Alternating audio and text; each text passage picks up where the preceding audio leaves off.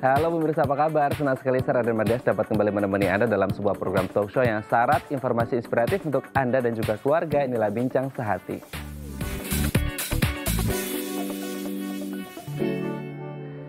Ya pemirsa, fenomena bullying atau perundungan merupakan salah satu masalah yang mungkin hampir dihadapi oleh banyak orang seperti itu ya. Nah ini kekerasannya bisa berupa kekerasan verbal, emosional, psikologis, bahkan mungkin juga fisik seperti itu. Dan ini dampaknya sangat luar biasa mengerikan jika ini terjadi di masa kecil hingga akhirnya bertumbuh menjadi dewasa. Nah oleh karenanya kita harus menghentikan tindakan perundungan atau stop bullying seperti itu ya. Nah inilah topik yang akan kita bahas hari ini yaitu stop bullying. Nah kalau kita berbicara tentang anak atau bullying seperti itu ya, ini menjadi salah satu hal yang terjadi dalam tumbuh kembang anak. Nah sekarang kita akan membahas nih beberapa mitos dan fakta seputar tumbuh kembang anak. Kita lihat yang pertama. Mitos atau fakta, perilaku tidak dapat diubah. Ada yang beranggapan bahwa gini, kalau kecilnya nakal atau kecilnya baik gitu ya, maka gedenya kalau yang kecilnya nakal akan nakal juga gitu. Kalau kecilnya baik, maka gedenya akan baik juga. Nah, apakah ini kemudian bergantung juga dengan pola asuh yang diberikan oleh orang tua kepada anak-anaknya, atau juga salah satu hal yang mungkin menjadi perhatian adalah perhatian dari si orang tua waktu untuk si anak ini sendiri. Apakah kemudian ketika masih kecil gitu ya, waktunya banyak diberikan oleh orang tua untuk mendidik juga anaknya akan baik, atau memang nggak bisa dirubah, kalau dari kecilnya emang nakal maka gedenya juga akan nakal, kalau kecilnya baik maka gedenya akan juga baik. Nanti akan kita bahas ya. Oke, kita lanjut ke mitos fakta yang kedua. Nah ini, mainan sesuai gendernya. Apakah kemudian ini menjadi satu stereotip bahwasanya ketika anak perempuan ini ya mainannya harus yang boneka-bonekaan, masak-masakan, atau yang laki kemudian yang main mobil-mobilan, robot-robotan seperti itu. Apakah memang harus selalu seperti itu? Harus memberikan mainan sesuai gendernya? Nanti kita akan bahas ya. Oke, kita lanjut ke mitos fakta yang ketiga. Ini yang sering terjadi, bisa membaca sebelum masuk TK. Sekarang banyak sekali tempat-tempat les atau kursus gitu ya, calistung, membaca, tulis, dan hitung untuk anak-anak yang belum masuk TK. Jadi orang tua akan beranggapan nanti kalau udah masuk TK, pokoknya anaknya udah bisa membaca, udah bisa menulis, dan juga berhitung. Apakah memang harus seperti ini atau tidak? Nanti akan kita bahas juga ya. Kita lanjut ke mitos fakta yang keempat pemirsa. Masih mengompol artinya masalah. Nah kita kan tahu ya kalau anak kecil ya memang ya sering ngompol seperti itu. Tapi apakah kemudian ketika sudah berlanjut ke usia setahun, 2 tahun, 3 tahun, 4 tahun, 5 tahun masih juga ngompol, masih ada masalah? Nanti kita akan bahas. Kita lihat mitos fakta yang terakhir. Biasakan anak memakai tangan kanan. Kita hidup di Indonesia sebagai salah satu negara timur yang katanya kalau melakukan apa-apa dengan tangan kiri itu katanya nggak sopan seperti itu. Makanya banyak orang yang kemudian kalau kebiasaan dari kecil pakai tangan kiri atau yang disebut dengan kidal, ini harus dibiasakan untuk ke tangan kanan. Nah, apakah kelima hal tadi adalah fakta atau mitos belaka? Kami akan membahasnya sesaat lagi. Tetap bersama kami di Bincang Sehati.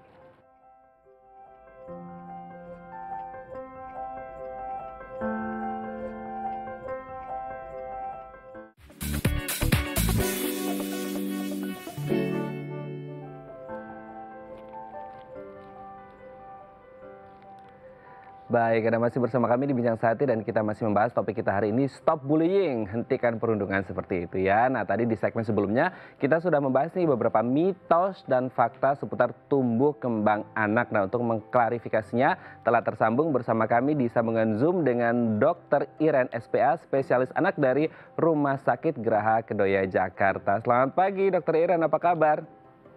Selamat pagi, baik. Semuanya harus baik dan sehat ya. Iya, semuanya harus baik dan sehat. Oke, Dokter Iren, hari ini kita akan membahas nih beberapa mitos dan fakta seputar tumbuh kembang anak seperti itu ya dok ya. Kita lihat yang pertama. Apakah benar perilaku anak tidak bisa diubah lagi gitu? Maksudnya ketika anak kecil nih ada yang nakal gitu ya, maka otomatis gedenya nanti juga akan nakal gitu. Atau ketika anaknya waktu kecil pendiam, maka otomatis gedenya akan pendiam juga. Atau sebenarnya itu tergantung pola asuh orang tua dan akhirnya bisa berubah nanti seiring berjalannya waktu dok. Oke, jadi ini kita akan lebih banyak bahas untuk anak tipikal ya, karena kalau untuk anak-anak dengan gangguan perkembangan agak panjang untuk dibahas di sini. Jadi emang yang lebih banyak kita lihat adalah untuk anak tipikal. Jadi anak tipikal itu sebenarnya boleh-boleh aja memperlihatkan variasi perilaku yang boleh dianggap masih wajar atau masih normal ya. Jadi kalau kita bicara tentang perilaku seorang anak itu faktor yang mempengaruhi cukup banyak, cukup besar ya. Yang paling signifikan kalau kita harus tahu mengenai usia anak ya, itu sangat mempengaruhi sekali bagaimana seorang anak menampilkan perilakunya, tahap perkembangan yang sedang ia alami, pola asuh orang tua atau orang lain yang juga signifikan berada di dalam lingkup perawatan dan pengasuhan anak yang juga mempunyai pola tertentu. Kemudian faktor lingkungan, faktor sosial, faktor ekonomi, faktor di mana orang tua, ayah dan ibu itu dididik dan dibesarkan di lingkungan keluarga yang seperti apa, faktor budaya, tradisi dalam keluarga, itu semua mempunyai faktor yang sangat signifikan dalam membentuk perilaku seorang anak, ya. Jadi peran orang tua sangat penting dalam memberikan respon terhadap perilaku seorang anak. Apakah respons yang diberikan oleh orang tua terhadap perilaku tertentu yang ditampilkan oleh seorang anak itu konsisten atau tidak, itu sangat mempengaruhi dan memotivasi anak untuk mengubah sebenarnya perilaku yang belum bisa diterima menjadi perilaku yang bisa diterima oleh keluarga atau komunitas yang lebih besar. Jadi itu ya Mas Raden, kalau saya boleh jelaskan demikian. Jadi nggak bisa dikatakan anak nakal nih, pasti gedenya dia akan nakal terus, nggak bisa begitu. Jadi banyak faktor yang akan mempengaruhi dan orang tua sangat amat berperan. Oke. Berarti banyak faktor gitu ya dok ya untuk mendukung apakah perilaku anak masih sama sewaktu kecil ketika besar nanti seperti itu. Oke, kita lanjut ke mitos fakta yang kedua dok. Apakah benar mainan anak harus sesuai gendernya? Yang cewek main boneka-bonekaan, masak-masakan, yang cowok main robot-robotan, mobil-mobilan? Oke, jadi memang dalam masyarakat kita memang kenal ya, ada mainan yang sifatnya feminin, ada yang mainan sifatnya maskulin, ada yang mainan sifatnya netral. Tapi sebenarnya pada saat usia awal seorang anak itu bermain itu merupakan salah satu media untuk anak melakukan eksplorasi dan mengembangkan diri. Jadi sebenarnya kalau seandainya pola mainan yang ditawarkan atau yang difasilitasikan oleh orang tua kepada anak-anak itu melulu melihat gender, bahwa kalau anak perempuan mainannya harus feminin, terkait juga dengan warna-warna ya. Kalau perempuan itu warnanya lebih ke arah pink atau ke warna merah, sedangkan kalau anak laki-laki lebih ke arah biru dan mainannya harus maskulin. Sebenarnya dengan selalu memprioritaskan bahwa mainan itu harus sesuai dengan gender, sebenarnya sayang sih ya, karena akan membatasi seorang anak untuk bereksplorasi, untuk mengembangkan ide, untuk mengembangkan keterampilan dalam bermain. Jadi sebaiknya tidak perlu, karena nanti semakin berkembang seorang anak pola bermain itu juga sangat dipengaruhi oleh fase perkembangan seorang anak. Ya. Jadi kasih kesempatan mereka untuk bereksplorasi, memanipulasi berbagai macam objek permainan supaya ide mereka lebih berkembang, keterampilan mereka semakin meningkat. Oke, berarti tidak ada masalah ya. Yang penting ketika anak ini bisa mengeksplor, siapa tahu ketika anak laki-laki waktu kecil mainan masak-masakan, gedenya bisa jadi chef ya dok ya? Nah, itulah, karena kan sekarang anak-anak itu perannya di masa depan sangat ditentukan bagaimana nanti mereka bereksplorasi, bagaimana mereka nanti membuka diri, itu kan sangat ditentukan oleh hal-hal itu ya.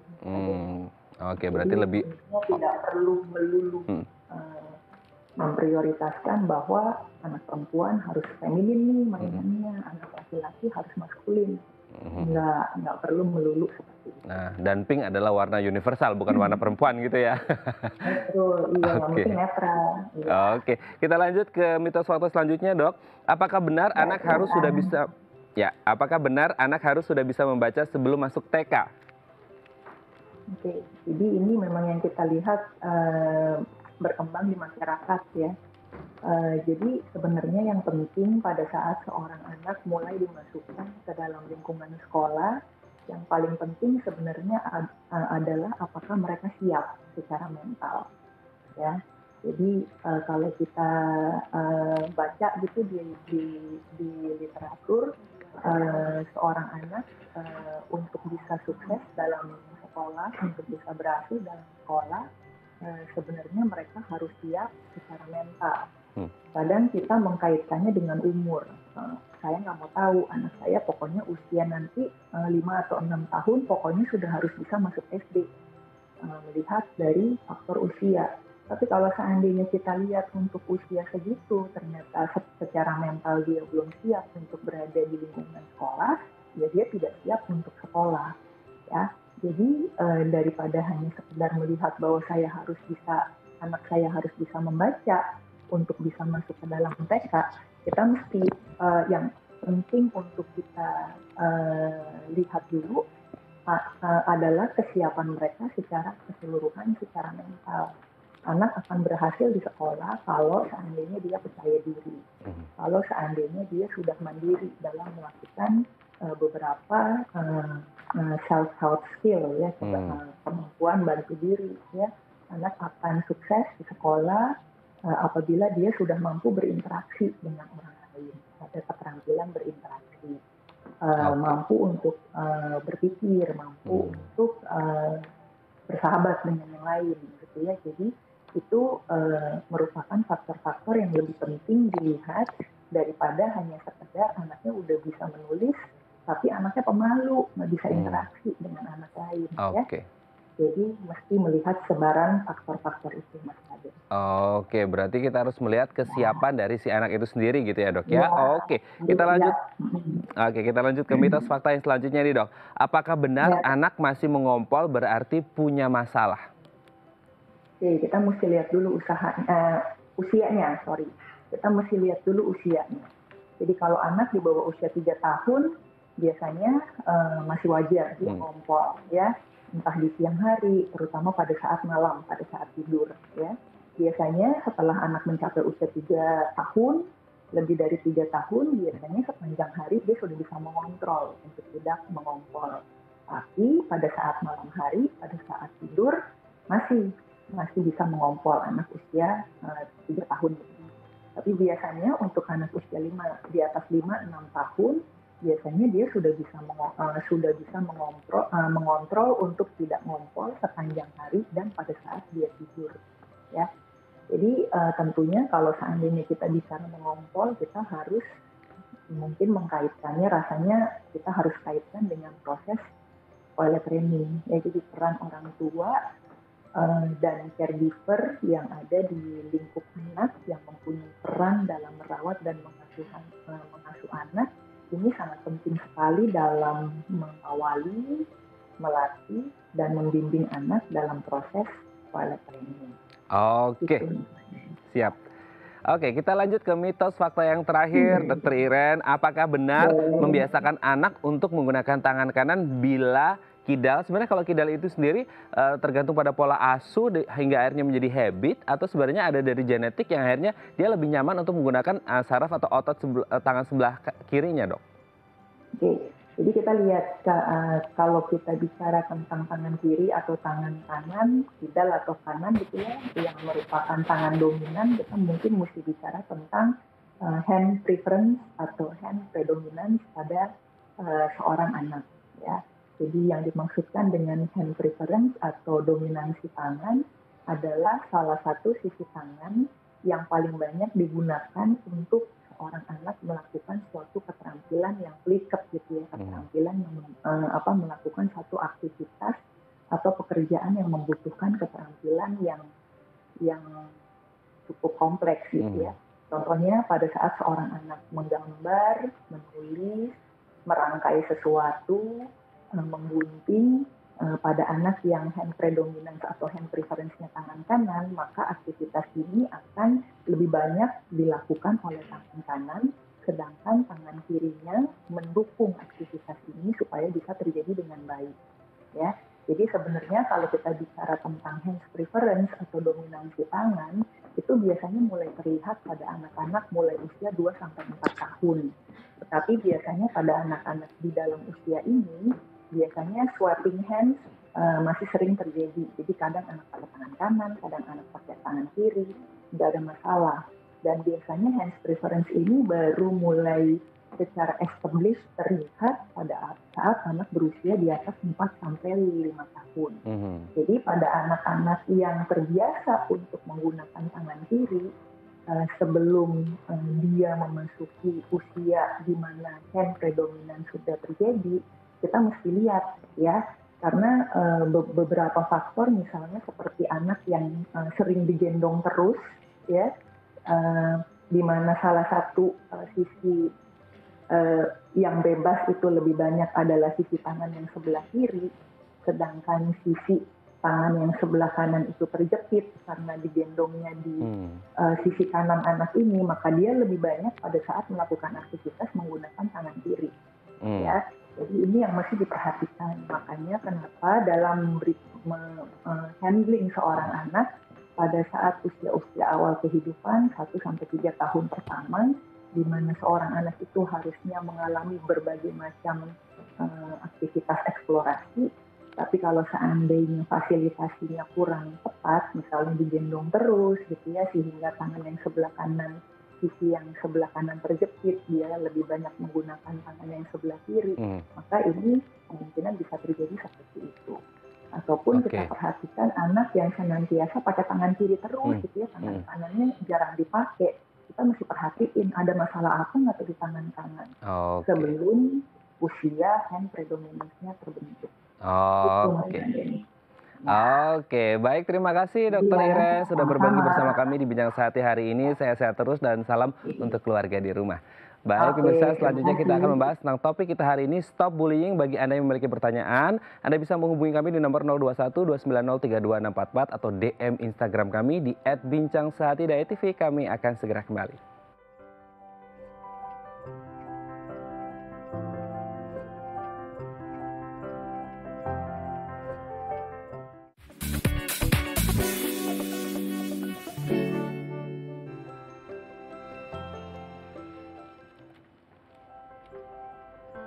Baik, Anda masih bersama kami di Bincang Sehati dan kita masih membahas topik kita hari ini, stop bullying, hentikan perundungan. Bagi Anda yang memiliki pertanyaan, Anda bisa menghubungi kami di nomor 021 290 32644 atau DM Instagram kami di @bincangSehati.tv. Telah hadir bersama kami di studio Bincang Sehati Kak Jovita Maria Ferliana, MPSI Psikolog. Selamat pagi Kak Jo. Selamat pagi, Selamat datang kembali di Bincang Sehati hari ini, sangat cerah sekali. Aduh, terima kasih. Matt juga lagi glowing banget nih. Terima kasih Kak Jo. Kak Jo, hari ini kita akan membahas salah satu hal yang mungkin dihadapi oleh anak-anak dan juga orang tua. Ini menjadi permasalahan orang tua adalah bullying atau perundungan seperti itu. Dimana kasusnya sering banget ya kita lihat di televisi, di berita-berita gitu ya, kasus perundungan atau bullying yang mengkhawatirkan gitu, baik untuk si anak sendiri maupun juga orang tua yang khawatir anaknya kena bullying di sekolah atau di mana gitu. Nah, sebenarnya bullying itu apa sih Kak Jo?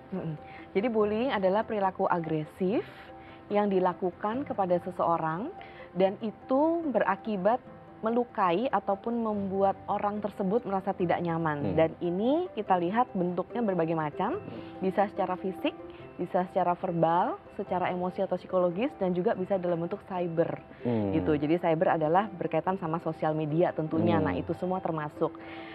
Dan kalau kita lihat dari tadi ya bullying itu, jadi yang harus kita tekankan di sini kriterianya adalah satu, perilaku agresifnya ada. Kemudian yang kedua adalah adanya repetisi atau pengulangan. Jadi contohnya misalnya, saya kemudian ngata-ngatain Matt sekarang, tapi kemarin-kemarin kita nggak apa-apa. Besok-besok juga nggak apa-apa, saya nggak ngata-ngatain lagi. Nah, berarti bukan bullying. Jadi ada satu perilaku repetitif gitu. Nah, berikutnya yang ketiga adalah biasa terjadi karena adanya ketidakseimbangan nih. Dalam hal biasanya jumlah gitu. Itu yang paling mudah terdeteksi jumlah. Misalnya contohnya apa, satu orang, kemudian yang pelakunya adalah beberapa orang gitu. Seperti itu. Oke, tapi sebenarnya kan salah satu tadi repetisi, pengulangan gitu ya. kan kalau kita deket nih Kak Jo ya, Iya. misalnya aku sama Kak Jo kan Iya, deket gitu iya, ya, terus iya. kita kayak ada ejek-ejekan gitu, bukan bullying kan ya, itu beda dengan bullying, karena konteksnya ejek-ejekannya itu kayak dekat gitu sama teman gitu. Betul. Nah, ini penting. Tadi kan sesuai dengan definisinya adalah membuat orang tersebut terlukai atau tidak nyaman gitu ya. Jadi kalau misalnya ejekan saya kepada Matt kemudian membuat Matt terlukai atau tidak nyaman dan itu saya lakukan setiap hari gitu kan ya. Nah, itu juga termasuk bullying. Kecuali kalau misalnya saya lakukan beberapa kali kemudian Matt-nya Fun-fun aja. fun-fun aja. Nah, itu berarti bukan gitu. Jadi memang dari pihak si penerima kita ngelihatnya. Iya, makanya nanti kita juga akan bahas di sini pentingnya kenapa kita harus asertif untuk mengungkapkan bahwa saya nggak nyaman loh kamu gituin. Gitu. Jadi begitu nanti Matt sudah ngomong ke saya, sorry ya aku nggak suka kamu kata-katanya seperti ini, tapi besoknya masih aku ulangin lagi. Nah, berarti termasuk itu bullying. Oke, nanti kita akan juga bahas ya. Iya, betul. Tapi sebenarnya yang menyebabkan orang akhirnya melakukan tindakan bullying atau perundungan itu apa sebenarnya Kak Jo? Penyebabnya sebenarnya bermacam-macam nih. Kalau kita lihat dari tingkat kategori usia itu juga akan ada perbedaan penyebab gitu ya. Kita lihat dulu pada masa anak-anak ini. Biasanya kenapa? Nah, kalau anak-anak usia TK gitu ya atau SD awal tuh biasa karena ada perilaku yang ditiru sama dia. Gitu. Contohnya misalnya apakah dia lihat dari kehidupannya sehari-hari atau dari tontonannya dan sebagainya gitu ya. Karena apa? Karena benar-benar kalau anak usia dini kan memang dia akan melakukan dari apa yang dia lihat gitu. Nah, itu yang pertama. Tapi kalau misalnya itu udah terjadi di usia SD pertengahan gitu ya, kemudian sampai ke SMP atau SMA, nah ini akan terjadi penyebabnya tuh beda lagi. Nah, biasanya kita bagi nih kalau terjadi pada anak sekolah yang SD, SMP atau SMA. Penyebabnya itu kita bisa lihat dari jenis kelaminnya Kak. Gitu. Yang pertama kalau misalnya kita lihat dari jenis kelamin pria dulu ya. Kalau penyebab dari pria itu biasa kalau ditanyakan kepada mereka adalah dia iseng aja. Buat seneng-seneng aja gitu kan. Dia sih baper. Sayangnya sih nggak apa-apa gitu kan. Saya nggak ngerasa itu jadi sesuatu yang menyakiti dia ya gitu. Jadi just for fun, kemudian merasa bahwa iseng itu aku cuman godain doang itu biasa aja gitu-gitu. Jadi dia coba-coba istilahnya. Itu kalau cowok nih. Nah, kalau cewek itu biasanya lebih ke karena perasaan jealous, perasaan iri hati dan juga biasa conformity. Jadi konformitas. Jadi misalnya contohnya nih, teman-teman baiknya semua melakukan perundungan sama anak tersebut. Nah, dia jadi ngikut juga gitu, seperti itu. Jadi lebih ke karena faktor-faktornya seperti itu kalau kita lihat dari jenis kelamin. Nah, tapi memang kalau kita lihat dari kedua jenis kelamin ini tetap aja ada faktor-faktor lainnya. Biasanya kalau kita mau gabungkan secara general dari jenis kelamin ini ataupun dari anak usia kecil tadi SD, SMP, SMA, apapun orang dewasa, nah itu biasa memang karena lack of empathy-nya gitu. Jadi rasa empatinya yang memang kurang gitu. Kenapa? Karena kalau empati itu kan kita bisa melihat bahwa aku bisa merasakan kalau aku digituin sama orang, aku tuh seperti apa sih rasanya. Nah, karena orang lain akan tersakiti, aku nggak mau seperti itu, jadi aku tidak akan lakukan. Nah, tapi itu tidak ada nih pada orang-orang yang biasa sebagai pelaku nih gitu. Jadi dia hanya taunya di level kognitif. Contohnya nih, kalau kita tanya nih sama pelaku, kamu tahu nggak kalau itu tuh termasuk nggak boleh, perilaku yang dilarang atau nggak boleh atau menyakiti orang? Mereka tahu loh rata-rata, ya kan? Gitu. Tapi begitu. Kenapa begitu cuma di level kognitif dia tahu tapi dia melakukan, yaitu tadi karena dia nggak ada di level rasa itu kan di level empati tadi. Nah, begitu dirasa nggak ada maka akhirnya dia melakukan, karena kan di psikologi kita kenal ada namanya thinking, feeling sama action gitu. Jadi kita memahami dulu kemudian kita merasakan baru kemudian terwujud dalam perilaku kita. Nah, biasa untuk para pelaku walaupun dia tahu di kognitif tapi karena tidak sampai ke level perasaan makanya perilakunya tetap aja menyakiti orang lain. Itu dari sisi si pelakunya sendiri. Kalau dari sisi korbannya yang dibully ini sendiri, sebenarnya anak-anak yang seperti apa yang kemudian dia rentan dibully? Apakah kemudian kalau kita lihat kan selama ini Kak Jo ya, anak-anak yang dibully itu yang kayak nerd gitu, yang kutu buku, yang introvert gitu kan, yang nggak bisa membuka diri sama orang lain, sehingga akhirnya dianggap aneh oleh anak-anak yang lain dan akhirnya jadi objek bulian gitu. Apakah memang selalu seperti itu atau gimana? Jadi kalau kita lihat tadi dari sisi yang si korbannya ya. Nah, kalau dari sisi korban ini kalau kita lihat ada juga beberapa tipenya nih. Yang pertama memang tadi benar seperti yang Kak Matt katakan bahwa bisa aja ini biasanya korban adalah memang yang dinilai berbeda dari komunitasnya gitu kan. Nah, berbeda ini bisa berada di kutub paling kanan atau di kutub paling kiri nih. Kalau paling kanan contohnya apa? Misalnya contohnya dia paling pinter di kelasnya, paling cantik, paling populer, paling disuka sama guru gitu ya. Terus kemudian mungkin dari peralatan yang dipakai juga paling wah wah, paling wow gitu. Nah itu menjadi korban biasanya. Atau yang di ujung kiri nih, ya kan, misalnya contohnya ya disabilitas gitu. Kemudian ada keterbatasan dalam hal sosialisasi. Tadi kan seperti Kak Amir bilang kutu buku gitu ya. Atau mungkin anak-anak cowok adalah biasanya kan mereka populer kalau mereka bisa olahraga. Tapi begitu anak cowok ada yang kira-kira 1-2 anak di dalam kelas itu nggak bisa olahraga atau langsung gitu kena. Jadi karena itu tadi dia termasuk yang minimal. Jadi orang-orang yang memang punya, kita bisa bilang bahwa dia itu agak berbeda dari pada umumnya gitu. Nah tadi bisa di kutub kanan atau kutub kiri. Nah itu biasa menjadi penyebab sebetulnya. Oke, berarti kalau agak berbeda kan tidak banyak ya Kak Jo ya. Yang berarti yang katakanlah yang kategorinya sama kan banyak dan akhirnya mereka berpotensi menjadi pelaku bullying gitu kan. Dan akhirnya yang berbeda sedikit ini mereka jadi korbannya. Nah apakah selalu pelaku bullying ini selalu berkelompok atau sebenarnya bisa perorangan juga? Nah sebetulnya kalau kita lihat awalnya si perencana atau si pelaku tuh satu. Ada otaknya ini otaknya ya. Nih. Ketua gengnya ini kayaknya. Ketua gengnya benar. Itu satu orang. Tapi biasa pelaku ini dia nggak akan mau untuk melakukan sendiri. Dia akan mengajak teman-teman atau followersnya. Itulah makanya kenapa perilaku bullying itu terjadi. Jadi kita bisa bayangkan kalau si pelaku ini satu orang aja, kemudian dia ngajak teman-temannya dan teman-temannya nggak ada yang mau, biasanya dia nggak jadi untuk melakukan gitu. Nah nanti kita akan bahas di segmen ini atau segmen yang berikutnya ada 8 sebetulnya. Kita lihat sebetulnya dalam suatu siklus atau perilaku atau kejadian bullying itu ada 8 sebetulnya di situ. Selain pelaku dan korban itu berarti ada 6 lainnya. Nanti gitu. kita bahas nanti kita bahasnya setelah ini kali ya. Okay. Nah jadi seperti itu, jadi akan banyak sekali. Dan kalau pertanyaan tadi sebetulnya akan, kalau kita lihat ya berarti yang pelakunya adalah berkelompok. Karena apa? Karena otaknya satu, yang lainnya penyertanya gitu. Tapi dia tetap melakukan. Berkelompok itu berarti identik dengan di sekolah gitu nggak sih Jo? Maksudnya kayak tempat bullying terjadi itu potensialnya adalah di sekolah, atau sebenarnya di luar sekolah pun bisa saja terjadi tindakan bullying itu? Nah kalau kita lihat dari data nih yang ada di KPAI di tahun terakhir nih, masih tahun yang lalu nih 2019, itu ada 84% dari jumlah, kalau kita lihat pengaduan yang ada yang berkaitan dengan bullying gitu ya. KPAI berarti dia rentangnya sampai dengan remaja. Nah terus kemudian kalau kita lihat di situ dibagi lagi, kalau untuk sekarang yang akhir-akhir ini yang meningkat justru di cyber. Itu akan ada perbedaan dari data 5-10 tahun yang lalu. Cyber tuh masih nggak terlalu tinggi. Tapi begitu 5 tahun belakangan ini itu ngejar banget angkanya. Jadi cyber yang paling tinggi gitu. Netizen maha benar ya? Iya, netizen maha benar. Betul banget. Baru setelah itu mengikuti yang verbal, yang psikologis, dan yang fisik seperti itu. Nah terus kemudian kalau kita lihat juga dari jumlah orangnya itu yang berada dalam kategori anak sampai remaja. Tapi yang bagaimana yang dewasa? Dewasa juga banyak gitu. Dan biasa terjadi di tempat kerja. Nah tadi balik ke pertanyaan Kak Ahmed, apakah terbanyak terjadi di sekolah? Karena kalau kita browsing atau search atau kemudian lihat di media, kok kebanyakan itu terjadi di sekolahan gitu. Itu kan memprihatinkan karena sebetulnya orang tua melepas anak ke sekolah kan merasa bahwa sekolah tempat yang aman, yang nyaman buat anak-anak. Tapi ternyata kok malah anaknya itu menjadi korban justru di pihak sekolah. Kenapa? Karena sebetulnya inti dari bullying adalah apabila terjadi pertemanan. Jadi hubungan yang intens yang memang bertemu setiap hari, nah itu adalah punya potensi yang tinggi untuk perilaku bullying ini terjadi. Dalam hal ini, kenapa sekolah? Karena di sekolah itu kan tempat ya memang orang yang satu usia berkumpul. Kemudian durasinya kan panjang dari jam 7 pagi sampai jam 3 sore. Dan itu every day, setiap hari. Nah kalau kita lihat dari definisi bullying, tadi kan ada perilaku repetitif. Nah akhirnya karena dia bertemu dengan orang yang sama dengan durasi yang panjang dan setiap hari dia temui, nah akhirnya memang potensi terbesar akhirnya kenapa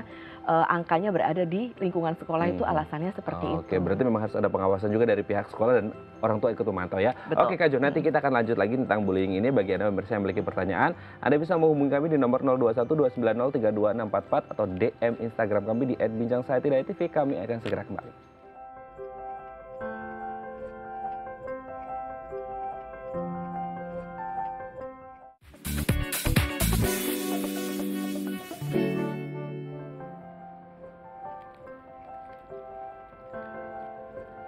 Baik, Anda masih bersama kami di Bincang Saiti dan kita masih membahas topik kita hari ini, Stop Bullying. Bagi Anda yang memiliki pertanyaan, Anda bisa menghubungi kami di nomor 0212903244 atau DM Instagram kami di @bincangsaiti.tv. Masih bersama kita semuanya, Kak Jovita Maria Ferliana, MPSI Psikolog.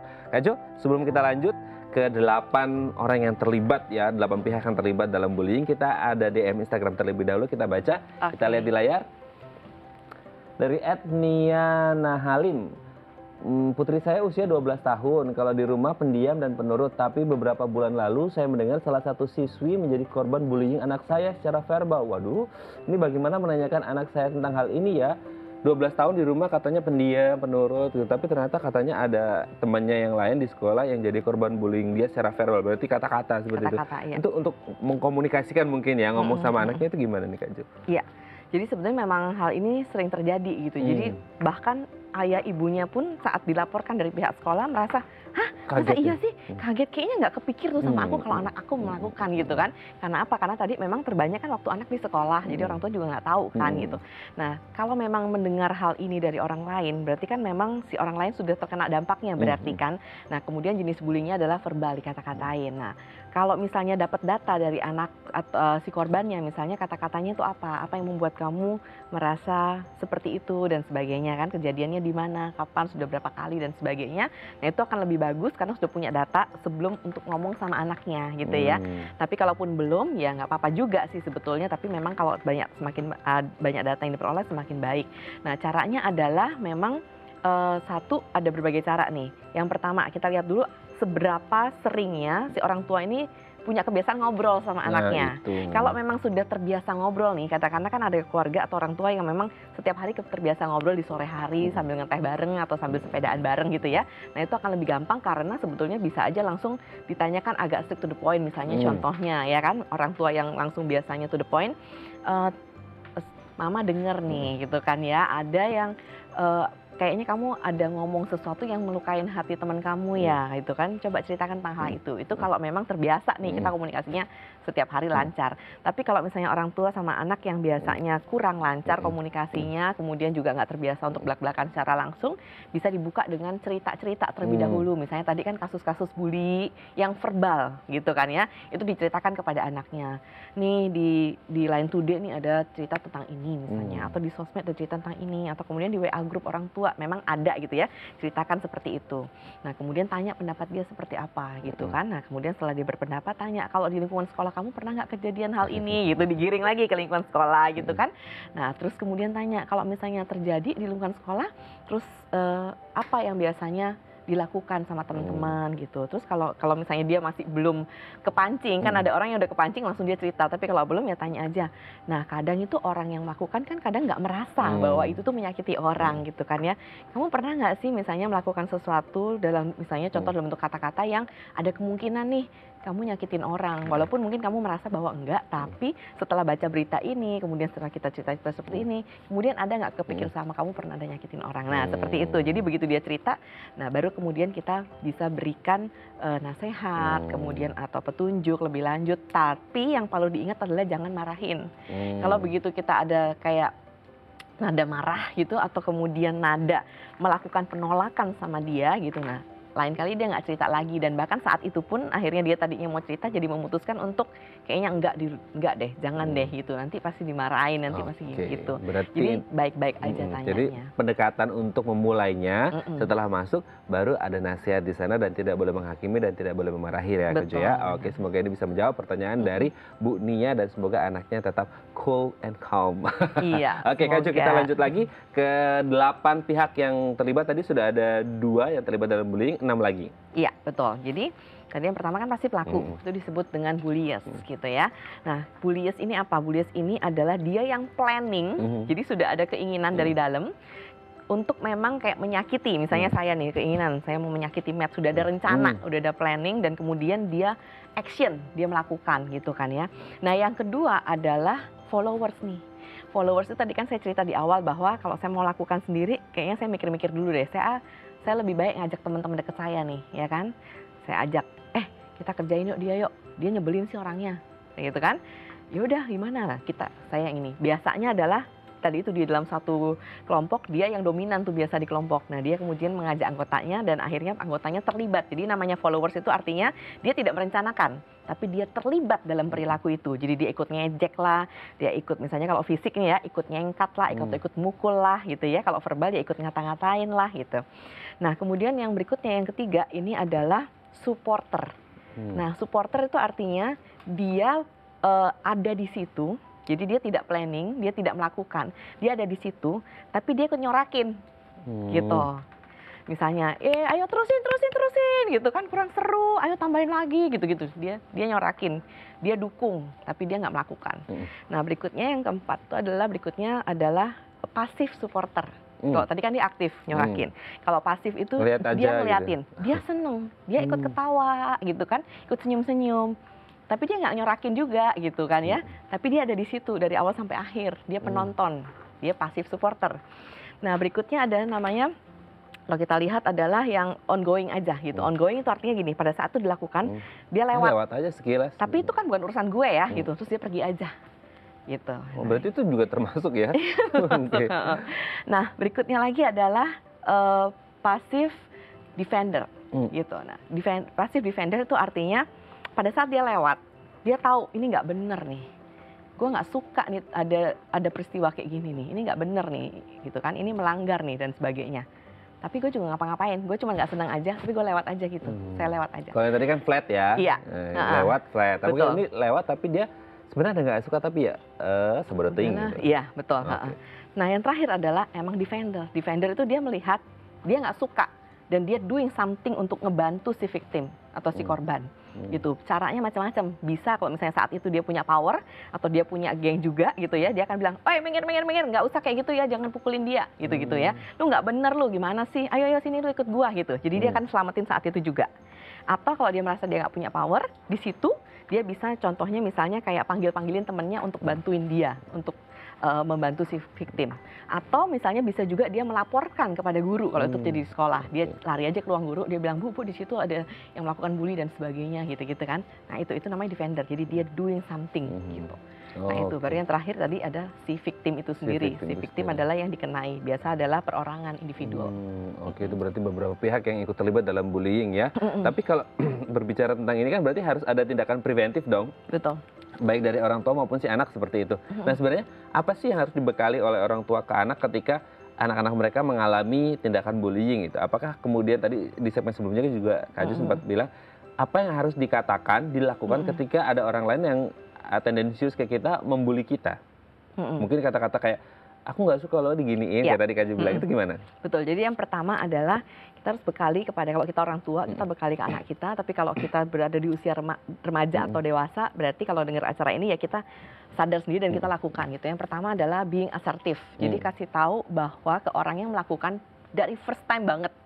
Jadi jangan biarkan itu berulang dulu baru kamu katakan, itu sudah kayaknya dia udah punya kekuatan dulu kan ya. Jadi dari from the first time, begitu kamu merasa bahwa kamu nggak nyaman dengan hal ini, kamu nggak suka diginiin, kamu harus langsung ngomong straight to the point. Lihat mata dia gitu ya, jangan lihat ke bawah. Kalau lihat ke bawah si pelaku akan tahu bahwa ini sebetulnya dia nggak punya hawa nih sebetulnya, cuman dia berani-beraniin aja nih gitu kan. Si pelaku ini merasa lebih superior ini Kak Jo. Betul, bilang sama dia, aku nggak suka kamu gituin gitu kan ya. Itu menyakiti aku, atau kalau enggak kamu bilang aku nggak senang kayak ini gitu ya. Nah, terus kemudian kalau misalnya nih si pelaku tetap aja melakukan atau melakukan serangan atau gencar lagi gitu ya, bisa katakan bahwa gini, saya sudah berusaha ya ngomong sama kamu ya, tapi kalau kamu tetap masih seperti itu, aku bisa contohnya katakan ya, lapor ke guru atau lapor ke kepala sekolah seperti itu. Nanti kalau misalnya ternyata itu belum menghentikan, kalau itu udah menghentikan berarti oke lah ya. Tapi kalau masih belum terhentikan, ya udah memang kita harus action lagi.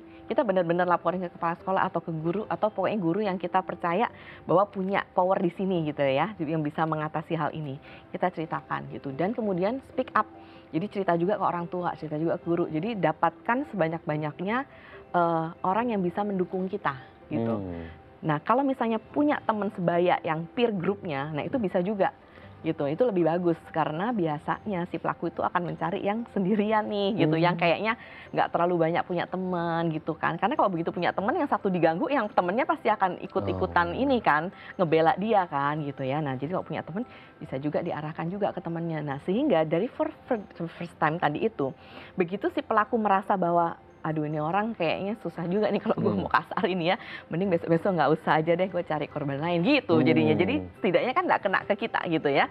Nah, kalau bayangkan kalau hal ini kita lakukan kepada semua anak, terus kemudian ataupun yang menonton sini di usia remaja atau dewasa kita melakukan hal itu, nah itu bisa menyelamatkan kita sebenarnya dari tadi repetitif bullying tadi. Jadi for the first time begitu kita nggak nyaman, kita katakan kepada dia, kita speak up, kemudian kita ambil action. Jadi jangan dibiarkan untuk berlarut-larut gitu. Seperti itu. Oke. Berarti juga pengawasan orang tua juga penting dong untuk kemudian katakanlah seperti di sekolah untuk dapat feedback dari sekolah ya Kak Jo ya? Betul, betul banget. Karena kan memang terbanyak memang terjadi kan tadi di sekolah ya. Kalau untuk usia dewasa biasa terjadinya di tempat kerja atau di sosial media tuh Kak paling banyak banget. Apalagi kan kasus-kasus yang terjadi sekarang ini kalau kita lihat ya, setiap kali buka sosmed, berita today tentang hot atau trend topic itu kan ada banyak banget yang berkaitan sama bullying di cyber. Kalau mau belajar sabar, melatih mental, memang harus main media sosial ya. Iya, karena netizen gitu benturan sangat luar biasa ya. Oke Kak Jo, nanti di segmen selanjutnya kita akan membahas nih bagaimana cara atau tips membangun rasa percaya diri anak. Bagi Anda pemirsa yang memiliki pertanyaan, Anda bisa menghubungi kami di nomor 021 290 32644 atau DM Instagram kami di @bincangsehati.tv. Kami akan segera kembali.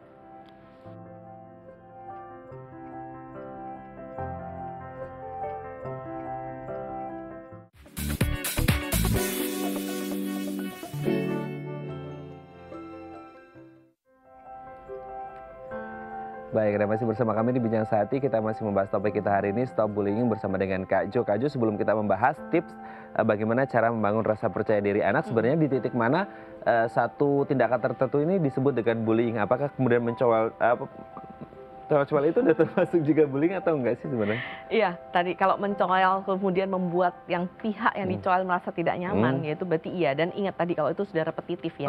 Tapi kalau misalnya tadi beda jenis kelamin kemudian ditoel ya pasti kan nggak nyaman, itu termasuk ke sexual harassment jadinya. Kalau memang yang ditoel bagian-bagian yang memang private ya gitu. Oke. Tapi kalau ada satu yang menurut saya agak ngeganjel juga itu ketika tadi Kak Jo menjelaskan 8 pihak yang ikut terlibat dalam bullying, kan ada bystanders nih, ada orang-orang yang melihat, entah itu dia pasif, aktif, atau defender tadi ya. Nah itu sebenarnya apa sih yang harus dilakukan untuk kemudian meminimalkan tindakan bullying si pelaku?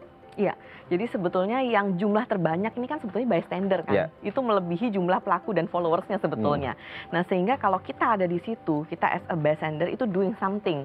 Jadi saya mau menghimbau kepada mungkin pemirsa di rumah bahwa kalau tahu itu seberapa kecilnya kita harus doing something sesuai dengan kapasitas kita tentunya ya. Kalau itu memang kita lihat secara nyata misalnya dalam hal di dalam ruang kerja ataupun di sekolah gitu ya, setidaknya kalau kamu nggak punya power untuk menghentikan secara langsung, laporkan kepada pihak yang lebih superior, misalnya guru, kepala sekolah dan sebagainya. Atau misalnya tadi menghalau massa untuk udah bubar-bubar, nggak usah kayak gini, kamu ini nggak bener dan sebagainya, seperti itu. Jadi doing something. Kalau terjadinya di medsos gitu ya, kalau kita lihat kenapa sih orang malah makin banyak, kalau kita lihat di bawahnya ada 128 komentar, terus kemudian isinya semua nyinyir dan semua membuli orang tersebut. Jadi gitu kan, pasti akan banyak ke belakang, ke bawahnya, coba lihat deh perhatian, pasti ke bawahnya tuh juga nyinyir semua dan bully semua gitu. Nah tapi coba aja begitu 1-2 orang yang bully, kemudian ada orang ketiga, keempat, kelima yang bilang gini, jangan gitulah, itu kan pendapat dia, terserah dia dong dan sebagainya. Jadi kayak menentang, akhirnya ke bawahnya pasti nggak akan ada lagi tuh yang seperti itu, atau setidaknya mengurangin. Jadi kita bisa sebagai bystander yang bagus gitu ya, dan itu memang peran kita sebetulnya, baik itu di lingkungan nyata maupun di lingkungan maya atau di sosial media. Kita as a bystander harusnya kita menjadi tadi defender. Nah oke, supaya kita bisa menghentikan bullying itu sendiri ya, jangan diam saja. Betul. Oke, kita lihat tips membangun rasa percaya diri anak. Pertama, interaksi langsung. Berarti ini anak diajarkan udah mulai berinteraksi sama orang untuk menumbuhkan rasa percaya diri ya Kak Jo ya? Betul sekali. Jadi dengan anak itu terbiasa dari sejak dini berinteraksi secara langsung, itu akan melatih kemampuan tadi komunikasi dia, terutama dalam hal asertivitas tadi untuk berbicara bahwa aku suka loh seperti ini, atau aku nggak suka loh kamu giniin. Itu semua akan muncul dari interaksi seperti itu. Oke, kita lanjut yang selanjutnya. Pilihan sendiri, ini berarti menumbuhkan rasa leadership juga untuk memilih sesuatu untuk diri mereka sendiri? Iya, betul. Nah, sehingga kalau kita hubungkan lagi dengan bullying gitu ya, dia bisa memilih gitu, mana pergaulan yang baik buat dia, mana yang kurang baik bagi dia, mana yang teman ini bisa ditemenin secara dekat, mana yang cuma just say hi gitu kan ya. Kemudian kalau misalnya ini yang benar-benar annoying atau toxic lah, ya berarti dihindari gitu. Kalau dalam konteksnya adalah maya, dunia maya, kita tahu lah akun-akun mana yang bisa kita block, yang kita unfollow toxic gitu. Account. Toxic account. Oke, lanjut. apresiasi anak. Nah ini mungkin yang agak kurang nih orang tua, bagaimana kemudian lagi sibuk kerja agak kurang mengapresiasi anak, ini juga penting. Penting, karena dengan mengapresiasi anak akan menumbuhkan tingkat kepercayaan diri anak gitu. Begitu dia punya kepercayaan diri, maka pada saat dia berada di lingkungan sosial, dia dari awal pun dia akan melihatkan bahwa dia itu punya power di dalamnya gitu. Nah sehingga ini akan mempersempit kemungkinan atau bahkan meniadakan bagi para pelaku itu untuk memang membuli dia gitu, karena dia tahu bahwa dia dari internal dia udah punya suatu kekuatan tersendiri. Jadi perlu sekali mengapresiasi anak dalam hal sekecil apapun. Oke, siap. Lanjut kita rasa berjuang. Nah ini berarti ada apa ya, rasa effort yang mereka lakukan untuk mengetahui bahwa berat loh untuk menjalani hidup. Jadi mereka ada percaya diri juga gitu. Iya, betul.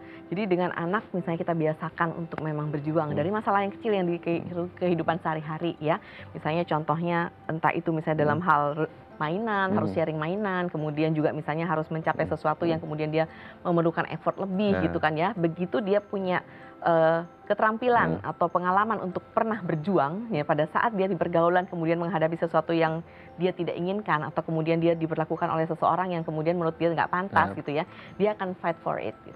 Fight for it ya. Oke, terakhir kita lihat teladan yang baik. Nah ini kemudian berarti ini harus menjadi contoh dari orang tuanya untuk menjadi teladan yang baik sehingga anak-anaknya juga niru, atau gimana Kak Jo? Iya benar, karena tadi seperti saya katakan bahwa masa anak-anak itu masa bahwa mereka melihat dan mendengar dan itu yang dilakukan seperti itu. Jadi kalau dia lihat bahwa orang tuanya juga asertif, orang tuanya bisa memperlakukan orang lain dengan baik, itu akan menumbuhkan empati juga pada anak. Misalnya nggak usah jauh-jauh lah, misalnya ayah ibunya aja, suami istri. Bagaimana cara si ibu sama ayah ini saling berbicara satu sama lain, tidak menyakiti secara verbal, tidak memberikan label negatif pada pasangan. Nah, itu sebetulnya adalah hal-hal contoh yang baik. Misalnya contohnya, aduh makasih ya Ma, udah masakin aku hari ini, walaupun mungkin masakannya sedikit gosong apa nggak enak, tapi yang penting kan dipuji bahwa memang ada niat untuk menghidangkan makanan. Nah gitu. Nah seperti itu akan terlihat oleh anak sehingga anak juga bisa mengapresiasi dirinya dan bisa memperlakukan orang lainnya dengan lebih empati gitu, bisa melihat hal-hal positif dari orang lain. Waktu yang berkualitas antara orang tua dan anak juga penting ya Kak Jo untuk kemudian dapat feedback dari anak-anak. Iya, betul. Karena semakin sedikit waktunya, kan akan berarti semakin sedikit dong kita bisa ngasih contoh dan kita bisa berdiskusi. Tapi semakin panjang waktunya, kalau diisi dengan benar ya, tidak ada annoying dari pihak, dari hal-hal lain. Nah itu berarti kalau semakin panjang kan berarti akan semakin banyak waktu kita untuk berinteraksi dengan anak tentunya. Oke, dan semoga tidak ada kasus bullying lagi dan anak-anak ini bisa ngelapor lah setidaknya kalau terjadi bullying yang menimpa diri mereka. Baik, terima kasih Kak Jo hari ini sudah hadir di Bincang Sehati, dan semoga anak-anak tidak ada bullying lagi dan ya mereka feel comfort ketika ada di sekolah dan di tempat-tempat yang lain. Sehat-sehat terus Kak Jo, salam untuk keluarga di rumah. Sehat-sehat juga, Matt. Terima kasih Kak Jo. Baik pemirsa, bagi Anda yang memiliki kritik dan saran, Anda bisa menghubungi kami di nomor 0889 8100 5000 atau Anda bisa follow media sosial kami di @bincang sehati.tv. Saya Radha Mardias pamit, sampai jumpa dan selamat beraktivitas.